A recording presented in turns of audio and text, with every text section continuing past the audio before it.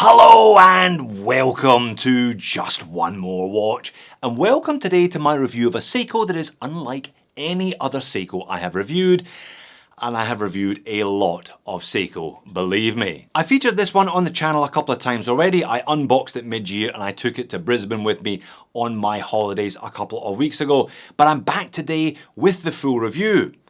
Why has it taken me so long? Well, I had to read the instructions, and you know how much I hate reading the instructions. Hence the delay. Actually, it wasn't too bad. It was only 17 pages, but probably worth it on balance because you really only need to set this one once. It has a perpetual calendar. Like I said, this is unlike anything else I have reviewed by the brand. Now, you saw the pop-up. This one was sent to me in the middle of last year by Jomashop. I do not have to send it back. All they ever ask is that when I eventually review the watch, I tell you how much it costs to buy from them and leave a link in the description. Well, it costs $135. It's out of stock at the time of recording, but you can set an alert for when they next have a restock. Now, for $135 US, this is an intriguing and compelling little watch with a feature set I've never encountered elsewhere. Let's flip the camera and have a look at it. Alright, before I get into the box, can I please get a thumbs up on the video for reading the 17-page instruction manual? It doesn't come naturally to me. I think there are two kinds of people in life, those like me that don't read the instructions and those that succeed in life, frankly. Anyway, I'm glad I did read the instructions for this one because it would not have made a lot of sense without it. It is a fairly complex little module, and I don't think it's a module that Seiko fit in a lot of their other watches. Really interesting, unique and weird Seiko, this one, but one I think offers great value. $135 US as noted. They do a white dial version if you're not into black. I've spotted them in Australia for about the equivalent sum of money as well.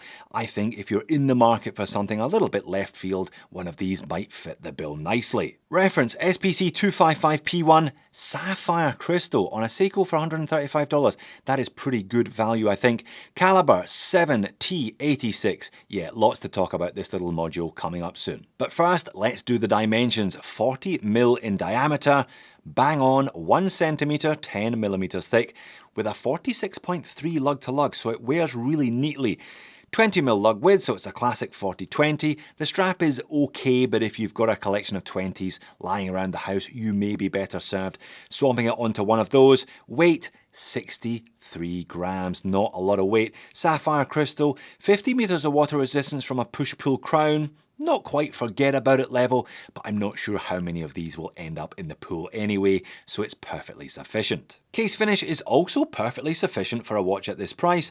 Fine horizontal brush on the mid case. There is also a little bit of brushing on the upper lug surfaces. The rest of the watch is high polish.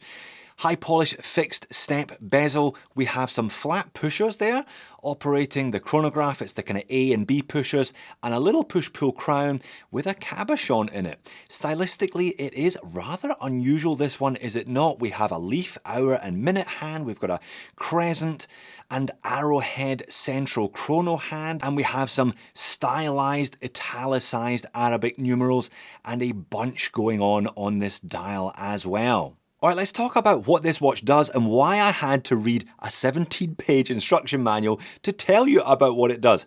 Well, look, Seiko tells you about what it does in the dial. It's a chronograph with a perpetual calendar and an alarm. Sapphire crystal Seiko, under $150. If you were looking for a mechanical watch with a chronograph and a perpetual calendar and an alarm, it would probably be as thick as a house brick and cost you about 40 grand, if indeed such a thing exists. So, two modes here.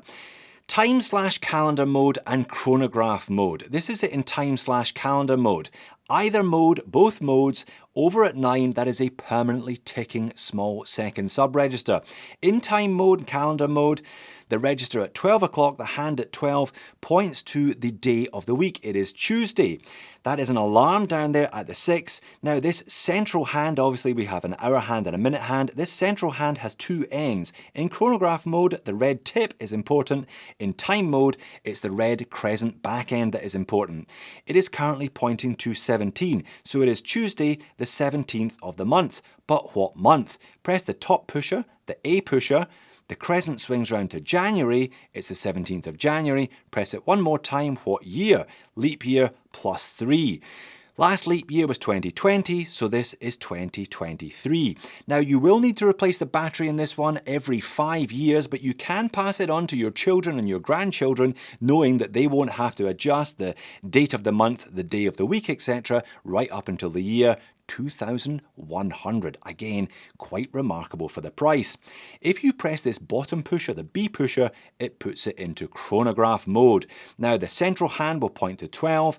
The arrowhead becomes important now rather than the crescent back end, and those two alarm hands, the smaller and larger ones, will point up to 24. Press the A and that is the chronograph engaged. Ticks 5 times per second. You can in theory measure down to 1/5 of a second for up to 24 hours. Again, that is just remarkable. Because this has two hands, the smaller one is an hour hand, the larger one becomes a minute hand with the chronograph engaged. You can do laps with this. I'll press the B pusher there, count 1, 2, 3, press the B pusher again, it will catch up. You can start, stop, start again, stop again, and then reset back to 0. Press the B pusher again, it takes it out of chrono mode, you see the top hand swing round back to the day of the week, and it's back to day of the week, the calendar/time mode. What about the alarm then? Again, a unique feature. In the regular mode, if you want to check you've got enough battery and what the alarm sounds like, press the top pusher.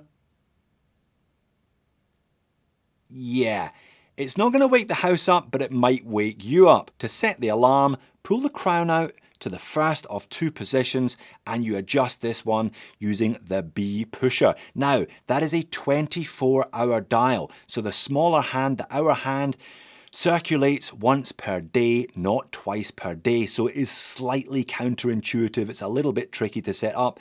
If I want to set the alarm to go off at 10 past 10, that's actually 10 o'clock.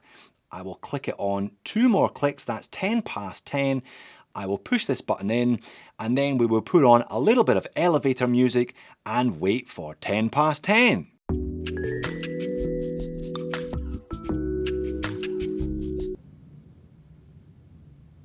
And there we are, right on cue, 10 past 10, the alarm goes off. You can only set that once every 24 hours.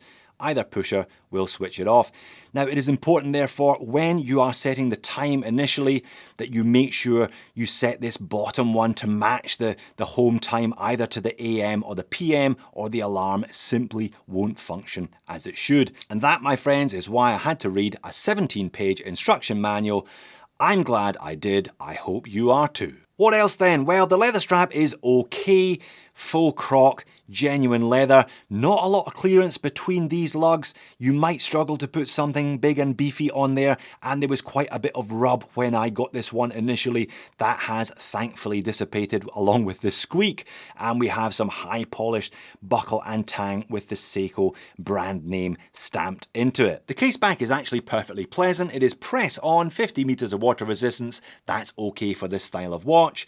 It's got a nice vertical brush through it, and it has all the spec sheet you could possibly wish for printed underneath the Seiko brand name. But what do you think of the way it looks? There's a lot going on here. Definitely older style, this one, with the cabochon crown, the leaf hands, and those stylized numerals. But yeah, a lot of markings on the dial, the tachymeter, the angle chapter ring. There is just so much going on there. There's a raised Seiko logo as well. Thankfully, they kept the color palette to a minimum.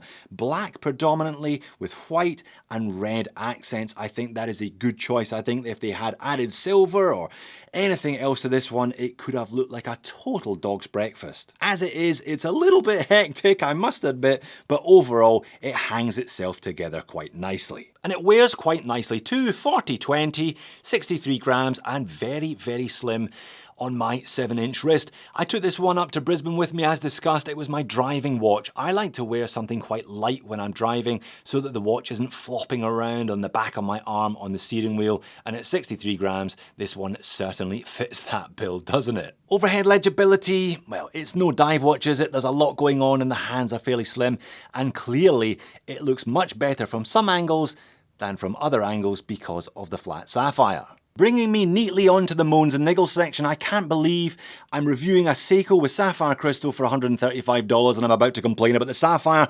I wish it had been $150 and had domed sapphire. You get a lot of bounce back with this flat crystal. Don't think there's any AR underneath it. This is begging for domed crystal, especially as there's so much nice depth to the dial. Perhaps a mod for me to do in the future. And there's just so much going on the dial that sometimes the minute markers get lost in amongst the tachymeter scale, the date of the month of the year out of the Mayan calendar, whatever else this watch tells us. Sometimes it's just not easy to see what the minute hand is actually pointing at. But overall, I really like it. Of course, there will be people who sneer at it because it's quartz, but like I said, you will not get this utility for this price from a mechanical watch. And I think it is really interesting that you get so much utility for an analog watch. I'm sure most of the people watching this video will own a fair number of watches, and to persuade them to buy just one more watch, the watch in question has to be different and it has to be interesting.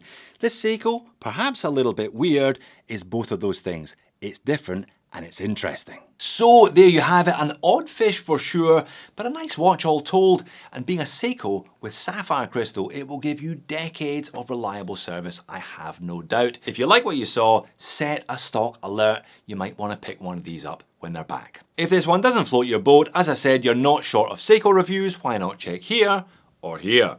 Thanks for watching. I will see you all again in a future video, I hope.